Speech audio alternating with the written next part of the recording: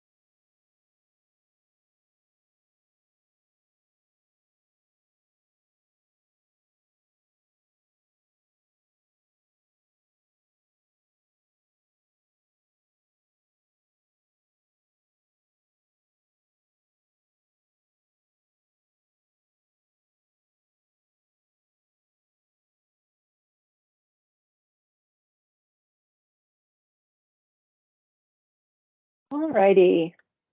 It is 10:01. I want to be mindful of everybody's time, so I'm going to get started here. If folks trickle in, they'll only miss some of the intro slides that we have, so they should be okay. Welcome, everyone. Thank you so much for coming to our Roads Update webinar for client entry providers. My name is Kayla Camelli. I am currently the MOT system administrator and one of the product owners of the Roads project. Can everybody hear me? Jody, can you hear me? Can anybody hear me? Yep, I can hear you and I can see you, and you Perfect. have a nice new background there. You look great. Thanks. Okay, I just want to make sure before I go off into a spiel, if no one can hear me, that would be bad. You're great. Okay. Oh, that is on the wrong slide here. Here we go. Okay, a couple basic, everyone is familiar with the webinar rules. If you are not speaking, if you could mute your microphone, that would be great. Really keeps down the background noise for folks. We will be recording this event, which is already recording. And this is so that I can post it on our YouTube page for folks that couldn't be here but wanted to come and get the information on the update. So I'll get it posted on YouTube, and then I'll send everyone an email with the link and with the copy of the slide deck so you can share it with whomever you think that would be helpful for your organization. And without further ado, I'm going to get started here. Quick agenda to give us a roadmap of where we're going on this roads update. We're going to do a quick team introductions. I'll go over session objectives. Jody will talk about our new data segments that we'll be adding to the road system.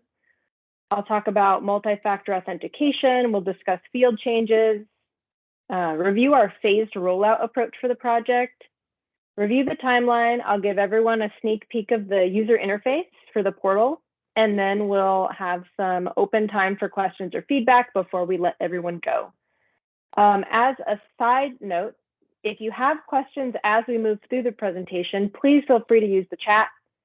We have multiple team members on the call today who have been delightful in letting Jody and I know when there's a question waiting for us. So if you have a question, please feel free to ask it. I'm sure if you are wondering about the answer to that question, other people on this webinar are also wanting to answer that question. So feel free to use that chat. Otherwise, we'll get into the Roads team introductions. My name is Kayla Camelli. I am second on this layout of fabulous OHA employees. I'm the MOT system administrator and one of the Roads product owners, and I work very closely with Jody Kramer. Jody, do you want to introduce yourself? Yeah, sounds great. So some of you may know me. I am Jody Kramer. I am also a Roads product owner. Kayla and I are on this road trip together, um, getting this project off the ground and delivered out to everybody. I typically, on my day-to-day things, outside of roads, I'm the MOTS electronic data interchange coordinator. So I work with a lot of the providers that submit data to MOTS through the electronic means. So yeah, super excited to be here, and thank you all for coming. Thanks, Jody. And I saw Gina for a second. Gina, are you still here? I am. Thanks everybody for being here. I'm the Compass Systems Manager. I'm the project director for the roads project, and I help with managing the operations of the current MOT system. So I'm really delighted to have the participation today. Please feel free to ask questions, and if we don't know the answers, we'll be sure and get back to you. Thanks, Gina. And I don't know if Kim's here. I didn't get a chance to look at all the attendees, but No, I think she's out today. okay. We also work with Kim Howard, who is our project manager. And what's our next slide? There we go. All right. So quick session objectives for today. We will see the portal user interface, which is still being refined as builds go. We know that cosmetic decisions or cosmetic changes happen at the end. So we'll show you where we're at now, but things will be getting nicer to look at once it goes live next year. We will discuss project timeline updates. We'll review portal functionality, so you'll know what the portal will be able to do that MOTS has not been able to do in the past. We'll review changes and discuss the new data segments, and then we'll answer questions for anyone that has them. And I think, Jody, I am ready to pass off our virtual microphone to you. All right, excellent. Okay, so we've been calling them data segments. They are kind of, segmentized data in EDI that come in through literal segments in the file. But for you all, these data segments are kind of like the different screens and areas of enterability that you have for putting things in for your clients. So where MOTS currently, what it collects today, that will be moving over into the road system. And in addition to the things that are captured in the portal and client entry, we are adding Measure 110. And so some of you may have heard of that. There will be the ability for you to enter all of the different service areas and categories for your clients for Measure 110. We've added stabilization services. Some of you may have heard of it as MHS 25. That's considered a service element term that certain counties and providers are contracted to do. These services are offered oftentimes after a mobile crisis event to a certain pocket of people and clients that fit this, and it's really for them to get some stabilization until they can get into more permanent treatment. So that currently has been collected by our program staff in OHSU in collaboration. So when roads goes live, this will be able to be captured in roads. Mobile crisis, MHS 25. It's kind of a subset of additional data that is collected for a crisis event that has happened out in the field or out at where the client is located. Again, these have been collected elsewhere, but they will be in roads now. The also RealD and SOGI, that is going to be available in the roads portal for you to enter for your clients. And we have also been working really hard to align race, ethnicity, and gender fields that we use in MOT/roads to align with the RealD SOGI values. So we're trying to really streamline some consistency. And we've also, for RealD and SOGI, we have been working with the OHA's Office of Equity and Inclusion, and we have been following their guidelines and specifications. So you'll see some really nice alignment there across our different sister groups and agencies, departments here. Service elements. Now, this again, I kind of mentioned it up there with stabilization services. These are different contracted things that either a county may be contracted to perform on behalf of OHA, or maybe you all are a subcontractor or you're a provider that's assisting the county in delivering these different services that they've been contracted to do. So we've now added the ability for the providers to select what service element is relative to a particular episode of care, and it may be more than one service element. Or when you do what we call non-Medicaid services, which you're probably all familiar with if you're entering into MOTS, those are moving into roads.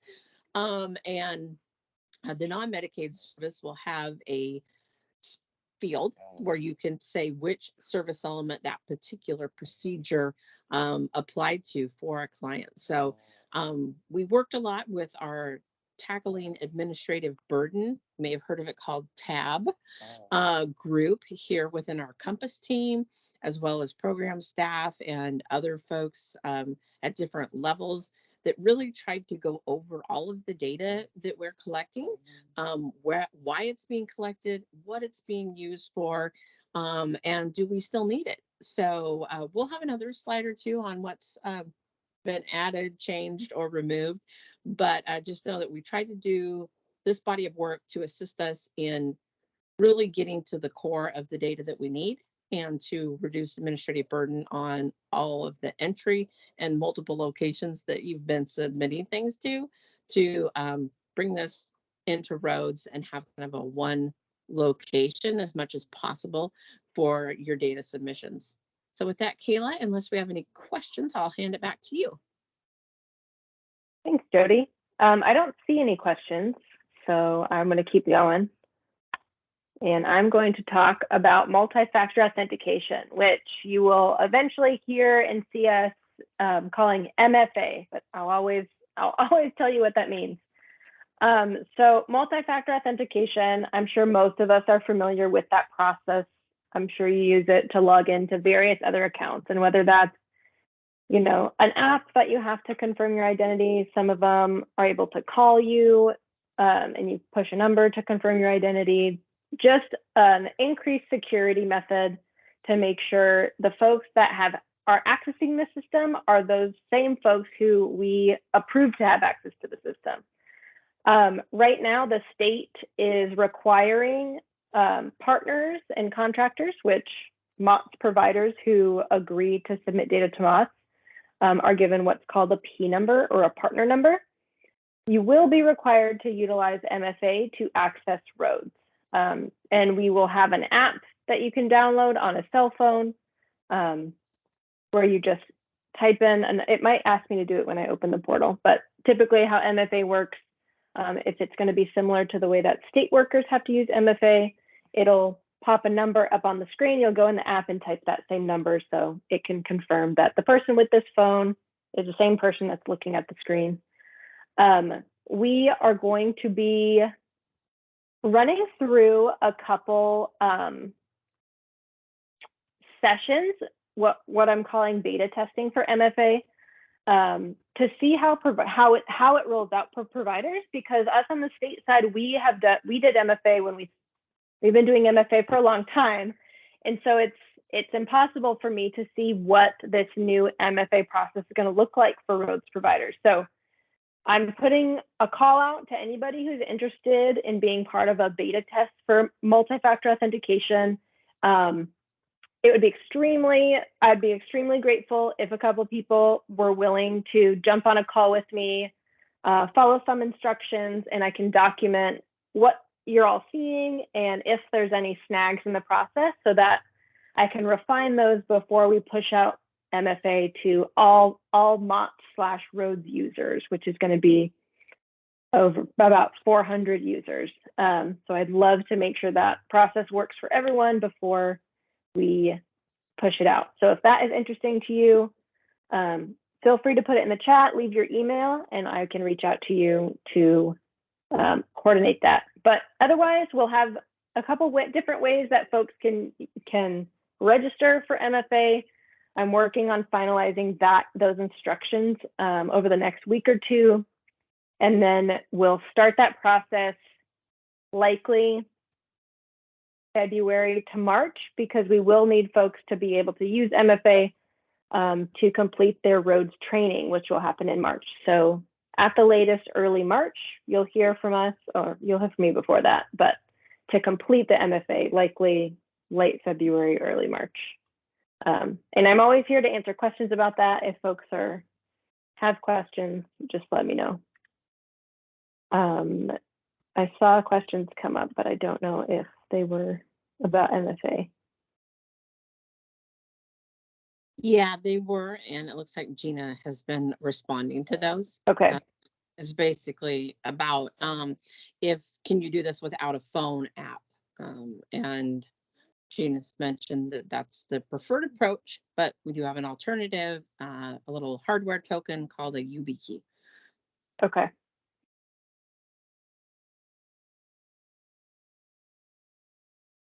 What if we use a shared or group email? We don't want the MFA to be locked behind one employee's phone.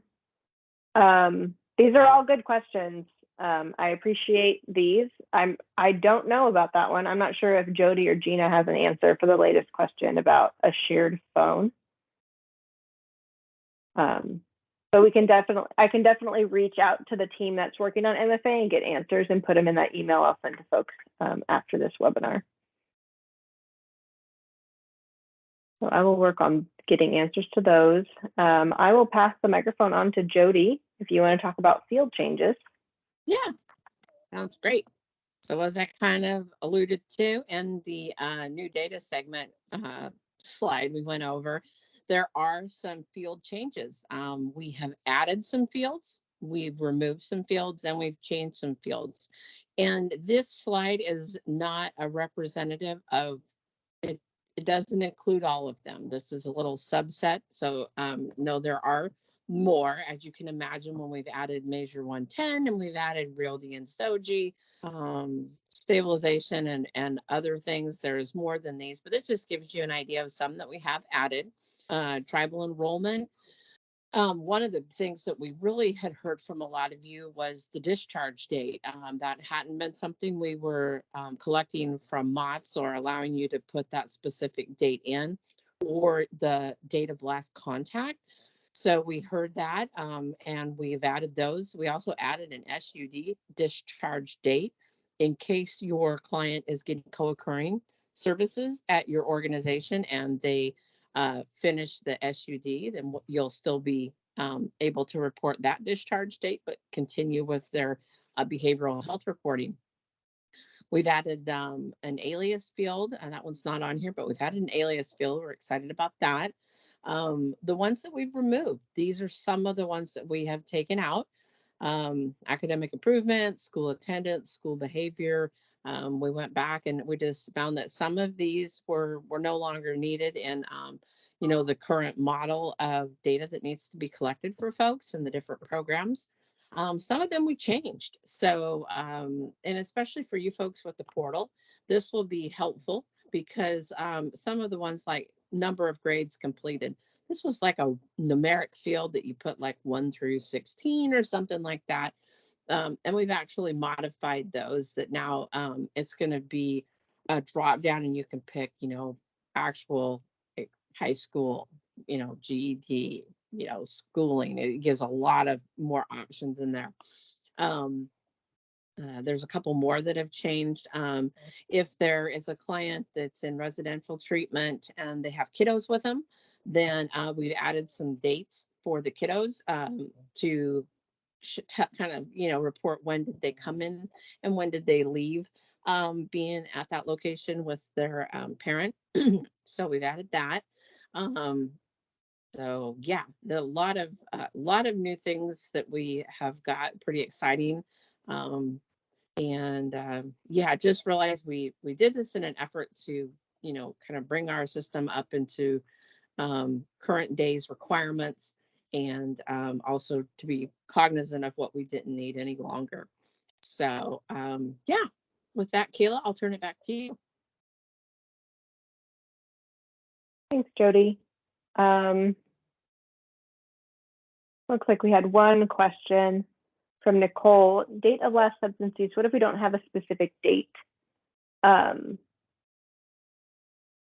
I think, Nicole, we have a date field there, but it could be an educated guess, whatever you think would be best there.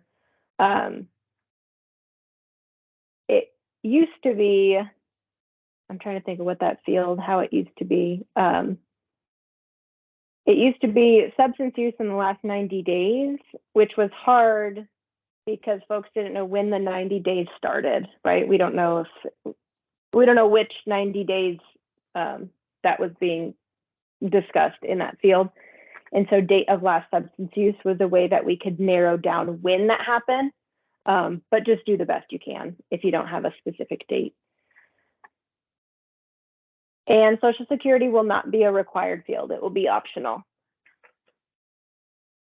And I'm going to move on, and I'm sure we'll get additional questions in there. It looks like Gina's answering a couple, so she's on it. Yeah, and what I will just add, tie into that real quick, Kayla, is that for the field changes, we will be updating all of obviously the MOTS data dictionary, MOTS reference manual that kind of tells you what's required, what isn't required. Maybe in this situation you do this, or this situation you do that. Those are all going to be updated. They'll have a similar look and feel, but they will be updated for the roads system. So you'll still have those resources to utilize and to help us determine what and when and where and how you can put stuff in.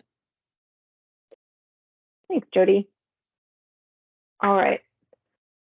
So I'm going to talk about our phased rollout approach for the road system. Our go live will be April of 2024. So coming up quick, spring of next year, we'll go live, and that will include our new data segments that Jody mentioned. So that's Measure 110, Mobile Crisis, Stabilization Services, our Real D segment, and then also our information on service elements. So that will all be included in our go live in April. Our next rollout or our next version of the road system will be in the summer of 2024. So next summer, we will be pushing out enhanced provider reporting, which means that providers will be able to select and run preset reports on their data from the user interface in the portal. So right now, if providers want to access their data in the MOTS system, they have to reach out to one of our MOTS support team members who writes the report, downloads the results, and then sends them to the provider. So it's kind of a long, an involved process to get that report. So we knew that providers could benefit from getting more access or easier access to their data. So that's going to be out in 2024 or next summer. And then along with that provider reporting enhancement, we're also going to be pushing out some enhanced administrative functionality, which will really help our admins, our facility admins and our agency admins, folks that are in charge of registering new users for MOTS or will be for roads, for adding new facilities. If your agency is growing and you need to add a new facility, and for interfacing with the support team, the road support team will be much easier because we will have ways to essentially request things within the interface that right now happens outside of MOTS in email. If you have to fill out a form or you send an email or you make a correction.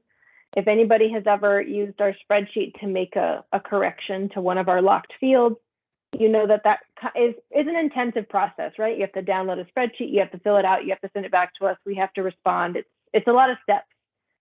So we're really working hard to refine those processes to make sure that they can all happen in the interface, so folks don't get buried in emails, because I know folks are busy, and I know I'm absolutely guilty of letting emails slip through the cracks sometimes because there's just so many. So we figured if we can require less emails about roads and more things in the system, that will keep everyone organized, mainly our support team and me individually, because I know that all of those steps can be very overwhelming sometimes.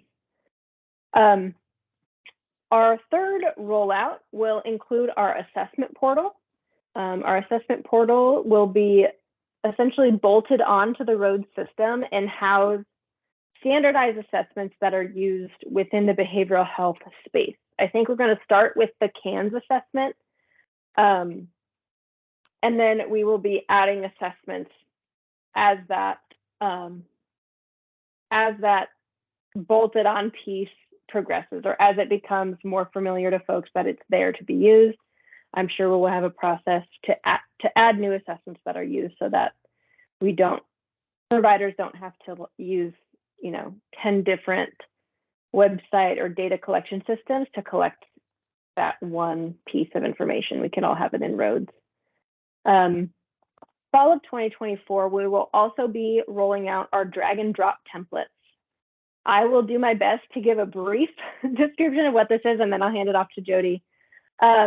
Our drag and drop templates is essentially a middle point. We know that a lot of our client entry providers might have an EHR, or an electronic health record system, or an EMR, which is an electronic medical record system. But that EHR or EMR is not configured to send data directly to MOTS right now. We know that many people fall in this category. So we're building a new technique that would allow folks to download the data in their EHR in a spreadsheet, obviously following all of our data rules, so that when that document is uploaded into roads, it will all the fields and all the values will go where they need to go, which would reduce the need for a provider to manually enter each one. And I know I missed something, Jody, so I'm going to hand it over to you so that you can make sure that everyone understands the drag and drop. Sure. Yeah, no, you did great. What I would add is a little backstory. So for some of you who have, said, hey, I need to report to MOTS, I want to use EDI, where you have an option and you list your EHR, and then you talk with us and it's like, oh, your EHR, like some are like Theranost, Simple Practice, Best Notes, there's a number, Zen Charts. I'm going from memory here, but I know when I work with you all, because I'm the EDI person, and they come over to me to help you out, and then we find out that your EHR hasn't been built out to submit electronically, or they opted, after speaking with us, to not do it because of the extensive, in-depth programming that needs to happen. Many of those EHR companies that you may have said, well, geez, is there any way we could format, a spreadsheet, or have some type of way we could pull it out into an Excel and send it to MOTS? And, the standard answer has been no, that we really don't have an in-between, right? So hearing that for many years, because, this behavioral health and SUD and that, there's like 100 or better actual systems that you all can decide to pick from, that you can get at your organization. And that's a lot of because they're custom to the specialty of service you're putting out. It fits your business needs. So there's a big, broad range that many of you can select from.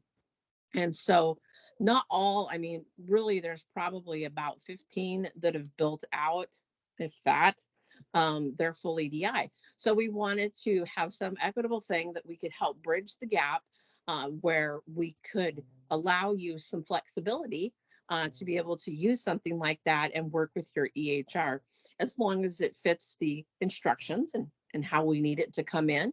Then you'll be able to take those templates that are relevant to what you want to send to us, like maybe say it's for mental health crisis events, right? You work with your EHR or a business intelligence person, like somebody who pulls reports out of your EHR, somebody on site can oftentimes do this as well. So it might not have to be your EHR. It might be your IT team or your QA group or whoever it is that does this for you. So you bring it out, fill it out, and you can then drag it and drop it in once you're logged in to the portal through MFA. Then you'll be able to drop that off and it will ingest the data and it'll give you some information about it. like if there was any issues with part of what you sent or not. So it's really exciting. As you can tell, I'm a little super stoked about it because I just think that it's really going to allow some time savings for those that have asked for it. So with that, Kayla, I will hand it back to you. Thanks, Jody. All right. Oh, I do this every time. I clicked out of it and this pops up over here. Sorry about that. My monitors are all confused lately. All right, this is our roads project timeline. I apologize for it being blurry when it showed up small on my computer. I did not know it was blurry. As you can see right now, we are in the middle of release 4, which is the dark blue line on the bottom. We're doing our provider engagement groups in release 4, and we are in the middle or the first quarter of training and implementation planning. So Jody and I and the team are working really hard to make sure that the training plan, all our documents are prepared for that, all our training materials are prepared to do some provider training in March in order to have a successful go live in April. Once we go live, we will focus on stabilization for the first few months, and then once the system is stabilized, we will be rolling out those phases like I talked about a couple minutes ago. So that is where we're at right now. I can't see if there's any questions. Let me go back. Okay. All right, so that is our project timeline. I will jump right into our user interface sneak peek. But to do that effectively, I'm going to stop sharing my screen for a second so that I can get to that page without making everybody look at all my tabs that I have open. Okay, we're back. Oh, that's the wrong screen.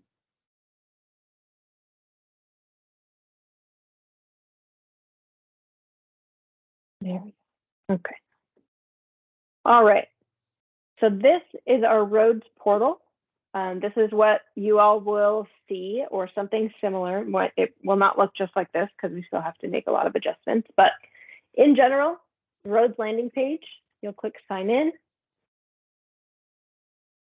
Everyone that has a P number has what's called an Azure AD, and this AD stands for Active Directory. Everyone that has a P number has an active account in Azure Active Directory. And this, if I just did MFA this morning, so it's likely not going to ask me for it. But when you're first logging in and you've completed MFA, the system, once you click sign in, it'll ask you the Active Directory or Azure Active Directory. You'll click that, and that's when it'll prompt you to type in a number that will show up on that app, like we mentioned, or a YubiKey. So this is our landing page.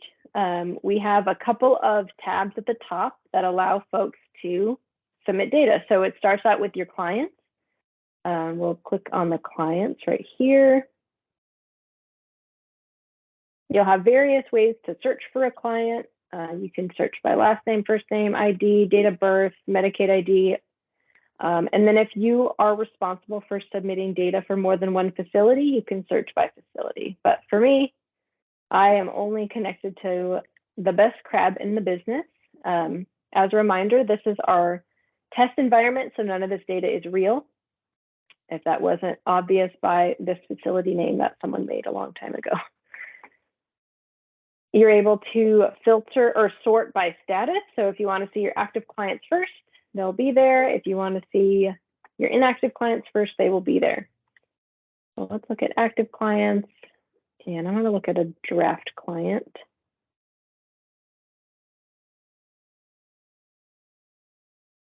Click on your client that you want to add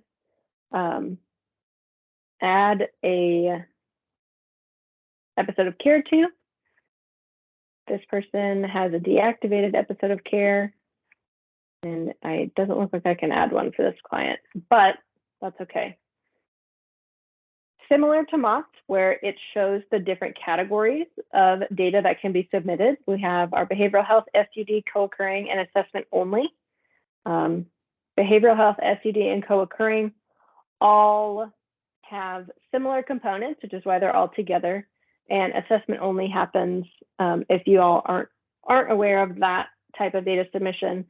If someone comes in, utilizes public dollars to receive an assessment, to receive treatment at your agency, but ends up for whatever reason not coming back, that's what an assessment only is for.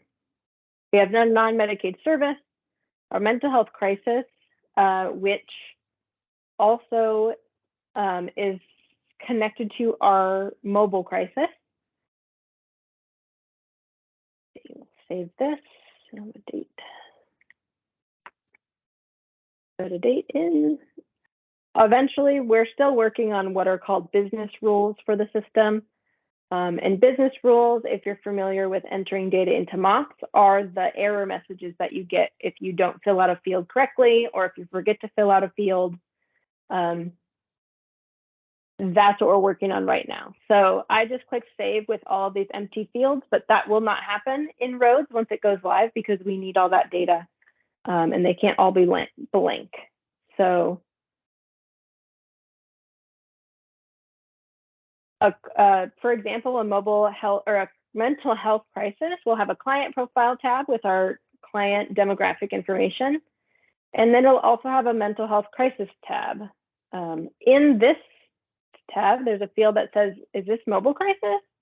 And when that field is selected, we have a group of mobile crisis specific questions, which will show up. So this one is just, we'll put that back. Go back to clients. And go to another draft client. And the only reason I'm clicking draft clients is because I am not able, for whatever reason, my access prevents me from clicking an active client. So I'm going around that here. This is a behavioral health episode. So the tab format is similar to how MOTS was created. It shouldn't be too new. And then when folks have an SUD treatment, you'll see an SUD tab as well. So that's our clients. I think it's straightforward enough right now. We'll definitely go through questions and if anybody gets hung up on anything, we're refining this and we're really excited to invite you all for training so that we can get feedback from new eyes, right? We know that Jody and I have been looking at this portal for many months now, trying to help build the functionality, but we don't use it to submit data, right? We use it to look at the data on the inside, but we're really excited to get feedback from folks that use it to submit data so that we can make adjustments where it's necessary. So along with clients, we do have some admin capabilities for folks that will have admin user roles, and that won't be everyone. It's usually one person at a facility that's able to be an admin and manage users, and you have a couple more privileges as an admin than a standard, what we call write user, and write is, the write I'm talking about is W-R-I-T-E, and that means that you can make edits and submit data. So we'll have a space for contacts in your facility detail.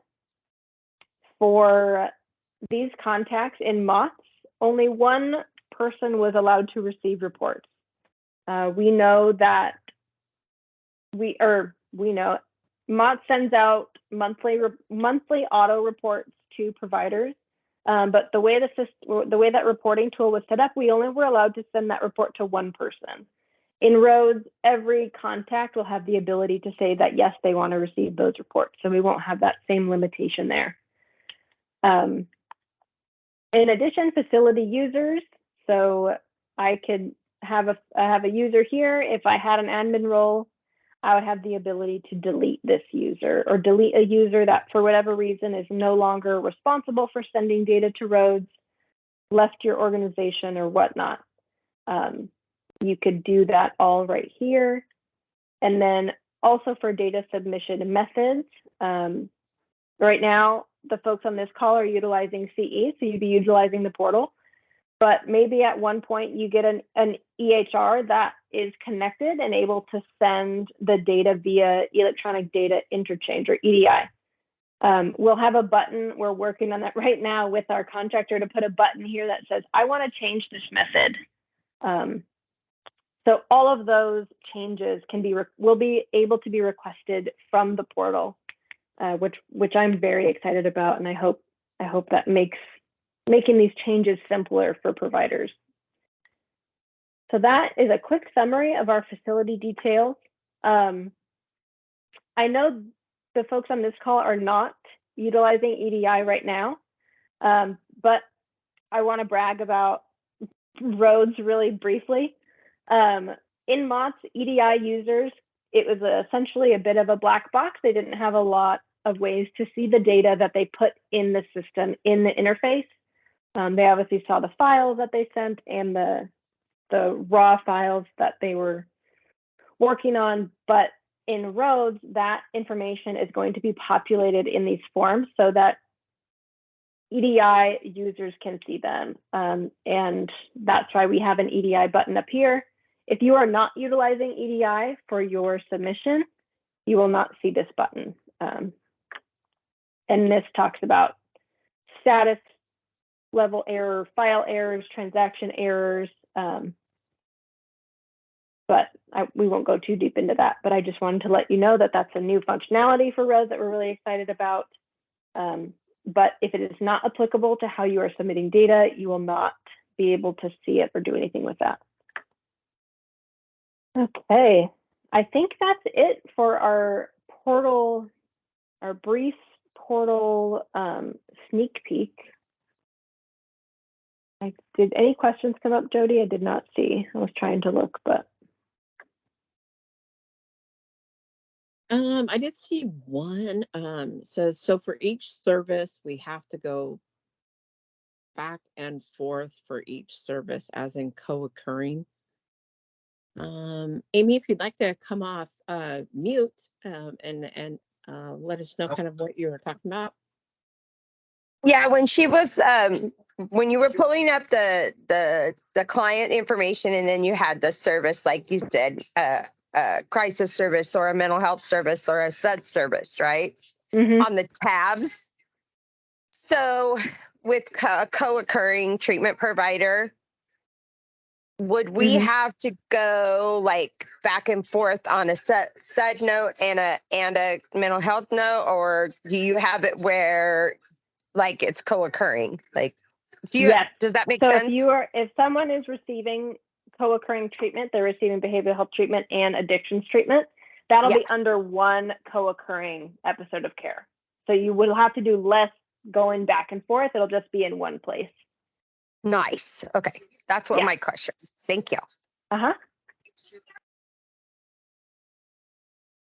Yeah, thanks, Amy. For any of you that, want to come off mute and ask a question, you're more than welcome to also. So. Yeah, because that's where we're at. We really, we were flying, and I think we got through a lot of what we needed to share. We're at 10:43 right now, so I'm sure folks are happy to get time back if we end early. But if anybody has any questions right now, feel free to come off mute and ask a question or leave it in the chat.